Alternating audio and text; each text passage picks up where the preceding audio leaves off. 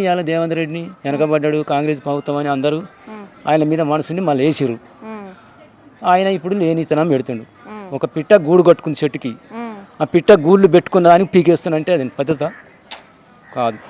పోయిన కాడికి ఏమో అవసరం ఉన్న కాడి తీయాలి, వాళ్ళ పాయమాలు కొంత కట్టియాలి, ఉన్న కాడికి చేసుకోవాలి. కానీ ఉన్న కాడి మొత్తం ఏని అంటే అది ఏరన్నా కసిపడి వచ్చినట్టు అనిపిస్తుంది.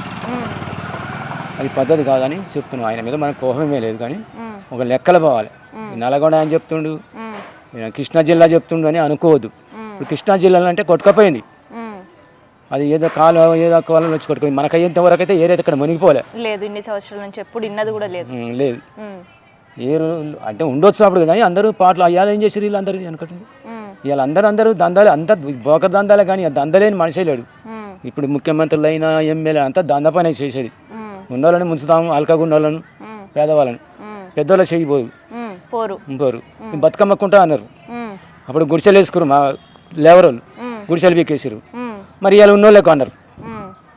అదేంది అసలు అంటే ఎన్నో ఉన్నాయి, వాళ్ళని ఏమంటారు. అది రాజకీయం అంటే అట్లుంటుందమ్మా. మరి ఏంది మీ పరిస్థితి ఏంది? ఇప్పుడు వచ్చి ఇల్లు కూల్చేస్తామంటున్నారు, డబుల్ బెడ్రూమ్లకు పోమంటున్నారు. డబుల్ బెడ్రూమ్లో వద్దు ఏమదు కాకుండా ఆయన ఏమైనా పాయమాలు ఇస్తాడు, లేకపోతే రోడ్డు మీద చేస్తాం అంతే. ఆయన డబుల్ బెడ్రూమ్ ఇస్తే నాకు 2 కొడుకులు, ఒక రూమ్లు ఉంటారు, రేపు ఆయనకి పిల్లలు పెడతారు. అండనే ఉంటారా? అండలే చేస్తారా? ఇలా ఒక 50 గజాలు ఉన్నా కూడా ఇల్లు మీదలు కట్టుకుంటారు మాట. అవును. ఇక నువ్వు గది ఇచ్చేది అదే, మీ బాత్రూమ్ అంతా ఇల్లు ఇస్తే నడుస్తుంది అమ్మకి.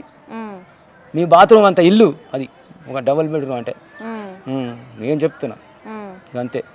కాకులు కొట్టి గద్దలకి ఎన్నడు చేస్తారు, కానీ ఏం లేదు. ఏమనుకున్నారు? ఎలక్షన్ అయ్యింది, తర్వాత కొత్త గవర్నమెంట్ వచ్చింది, ఏం ఆశ పెట్టుకున్నారు? ఆశ ఏదో వెనకబడదుగా ప్రభుత్వం, కాంగ్రెస్ మళ్ళీ రావాలి, మళ్ళీ ఏమైనా చేస్తాం, కేసీఆర్ 10 సంవత్సరాలు ఆయన ఒక్కడే వెళ్ళాలన్నట్టుగా పోయారు. ఇంకా అంతే, తేడా ఏం లేదు.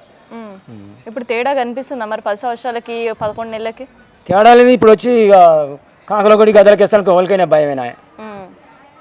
మనం నమ్మిన పంటని మనం వేస్తే మనకు ఇలా ఎలా కొడితే అక్కడ పోవాలి. ఉన్నోళ్ళకంటే పట్టాలు పోవాలా, బిల్డింగ్ల అపార్ట్మెంట్లా, కంపెనీలా, ఓయిన్ షాపులా అన్నీ ఆయే. మరి ఈ లేని వాళ్ళని కూలి చేసుకుని అది పుణ్యం ఉంటుందా? ఎన్నడూ ఉండదు. బిడ్డలకు వస్తుందో, తల్లులకు వస్తుందో, మనవరాళ్ళకి వస్తుందో చెప్పలేం. అట్ట చేయడంగిన వాళ్ళకి అంతే.